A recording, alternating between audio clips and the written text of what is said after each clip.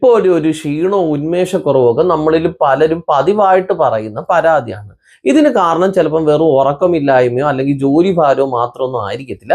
നമ്മളെ ശരീരത്തിൽ vitamin B12 കുറവ് കൊണ്ട് സംഭവിക്കുന്നതാകാം. നമ്മളുടെ ബ്രെയിനിൻ്റെയൊക്കെ പ്രവർത്തനത്തിനും നമ്മളുടെ നെർവസ് സിസ്റ്റത്തിൻ്റെയൊക്കെ ഹെൽത്തിനും പിന്നെ രക്തം ഉണ്ടാവാനും ഒക്കെ ഏറ്റവും ആവശ്യമായിട്ടുള്ള ഒന്നാണ് ഈ വൈറ്റമിൻ B12. ഇതിൻ്റെ കുറവ് നമ്മൾ തുടക്കത്തിലെ തിരിച്ചറിഞ്ഞില്ലെങ്കിൽ ഇത് പിന്നീട് നമുക്ക് മാറ്റാൻ പറ്റാത്ത ആരോഗ്യ പ്രശ്നങ്ങളിലേക്കൊക്കെ നയിക്കാം. നമ്മളുടെ ശരീരം തരുന്ന 6 പ്രാരംഭ ലക്ഷണങ്ങൾ ഏതൊക്കെയാണെന്ന് നമുക്ക് നോക്കാം. ഒന്നെന്ന് പറയുന്നത് വിട്ടുമാറാത്ത തളർച്ചയും പിന്നെ നമ്മളുടെ ഒരു പേശിക്കൊക്കെ ബലക്കുറവും. സാധാരണ ക്ഷീണമായിട്ടല്ല ഇത് വരുന്നത്. നമുക്ക് ആവശ്യത്തിന് വിശ്രമം ലഭിച്ചിട്ടും മാറ്റാൻ പറ്റാത്ത ഒരു തളർച്ച പോലെ തോന്നുക. നമ്മളെ ശരീരത്തിന്റെ സെൽസിലേക്കൊക്കെ ഓക്സിജൻ എത്തിക്കുന്നത് നമ്മളുടെ RBC അല്ലെങ്കിൽ ചുവന്ന രക്താണുക്കളാണ്. വൈറ്റമിൻ B12 കുറയുമ്പം ഈ രക്താണുക്കളുടെ ഉത്പാദനം തടസ്സപ്പെടുന്നു. അങ്ങനെ ഇതിന്റെ ഫലമായിട്ട് നമ്മൾ ശരീരത്തിന് ആവശ്യമായ ഓക്സിജൻ ലഭിക്കാതെ വരികയും നമ്മൾ എപ്പോഴും തളർന്നിരിക്കുകയും ചെയ്യുന്നു. ചെറിയ ജോലികൾ ചെയ്യുമ്പോൾ പോലും അമിതമായി കിതയ്ക്കുന്നതൊക്കെ ഇതിന്റെ ലക്ഷണമാണ്. രണ്ടാമതെന്ന് പറയുന്നത് നമ്മളെ കൈകാലിലൊക്കെ വരുന്ന തരിപ്പ്. നമ്മുടെ കയ്യിലോ കാലിലോ ഒക്കെ ഇടയ്ക്കിടയ്ക്ക് ഉറുമ്പരിക്കുന്ന പോലെയോ അല്ലെങ്കിൽ ചിലപ്പോൾ സൂചി കൊണ്ട് കുത്തുന്ന പോലെയൊക്കെ തോന്നുന്നത് ഇതിന്റെ ലക്ഷണങ്ങളാണ്. ഇത് നമ്മൾ പാരാസ്റ്റേഷ്യ എന്നാണ് വിളിക്കുന്നത്. നാഡീരോഗങ്ങളെ തടയുന്ന മൈലിൻ എന്ന സംരക്ഷണ കവചം നിർമ്മിക്കാനായിട്ട് ഈ വൈറ്റമിൻ B12 വേണം. ഇതിന്റെ കുറവ് മൂലം നമ്മളെ നാഡികൾക്കൊക്കെ ക്ഷതം സംഭവിക്കുമ്പോഴാണ് ഇത്തരം തരിപ്പുകളൊക്കെ അനുഭവപ്പെടുന്നത്.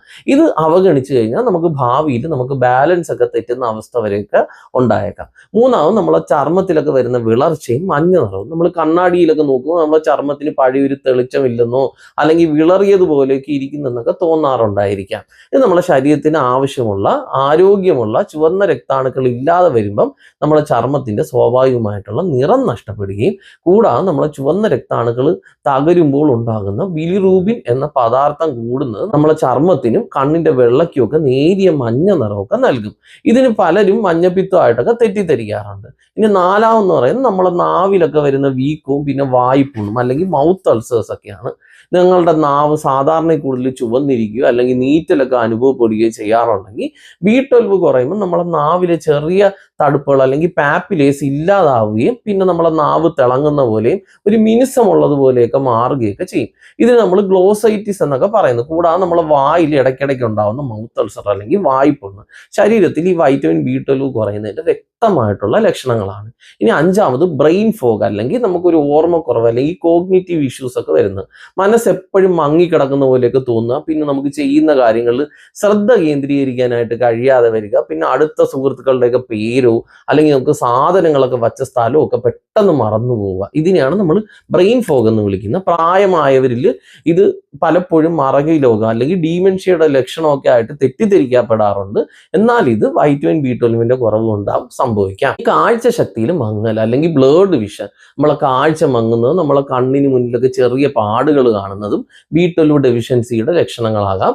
കണ്ണിൽ നിന്ന് തലച്ചോറിലേക്കൊക്കെ നമ്മളുടെ ദൃശ്യങ്ങൾ എത്തിക്കുന്ന ഒപ്റ്റിക് നെർവിനെ ഇത് ബാധിക്കുന്നതുകൊണ്ടാണ് ഇങ്ങനെ നമുക്ക് സംഭവിക്കുന്നത്. ഇത് നമ്മൾ തുടക്കത്തിൽ തന്നെ കണ്ടെത്തിയാൽ നമുക്ക് സപ്ലിമെന്റുകളിലൂടെയൊക്കെ പൂർണ്ണമായിട്ട് ഇത് മാറ്റിയെടുക്കാൻ സാധിക്കും. ഇനി ഇതിനെ എങ്ങനെ നമുക്ക് പരിഹരിക്കാമെന്ന് നോക്കാം. നമ്മളെ ശരീരത്തിന് സ്വയം വൈറ്റമിൻ B12 നിർമ്മിക്കാൻ പറ്റത്തില്ല. അതിനാൽ നമ്മൾ ഭക്ഷണങ്ങളിലൂടെ അല്ലെങ്കിൽ സപ്ലിമെന്റിലൂടെ ഇത് ലഭിക്കണം. ഭക്ഷണങ്ങൾ എന്ന് പറയുന്ന മുട്ട, പാല്, തൈര്, ചീസ്, പിന്നെ മീൻ, പിന്നെ ചിക്കണൊക്കെ ഇതിന്റെ നല്ലൊരു റിച്ച് സോഴ്സുകളാണ്. പിന്നെ വെജിറ്റേറിയൻസ് ശ്രദ്ധിക്കാൻ, അവർക്ക് വെജിറ്റബിൾസിൽ നിന്ന് വൈറ്റമിൻ B12 വളരെ കുറവാണ്. അതിനാൽ ഡോക്ടറുടെ നിർദ്ദേശപ്രകാരം ഫോർട്ടിഫൈഡ് ആയിട്ടുള്ള ഭക്ഷണങ്ങൾ അല്ലെങ്കിൽ സപ്ലിമെന്റുകൾ ഉപയോഗിക്കുന്നത് നല്ലതായിരിക്കും. ഒരു കാര്യം ശ്രദ്ധിക്കുക, ദഹന പ്രശ്നങ്ങൾക്കോ അസിഡിറ്റിക്കോ ഒക്കെ മരുന്ന് കഴിക്കുന്നവർക്ക് സ്ഥിരമായ ഉപയോഗം വൈറ്റമിൻ B12 ആഗിരണം ചെയ്യാനുള്ള കഴിവിനെ കുറയ്ക്കാം. അതിനാൽ ലക്ഷണങ്ങൾ കണ്ടാൽ ഒരു സെറം B12 ടെസ്റ്റ് ചെയ്യുന്നത് എപ്പോഴും നല്ലതായിരിക്കും.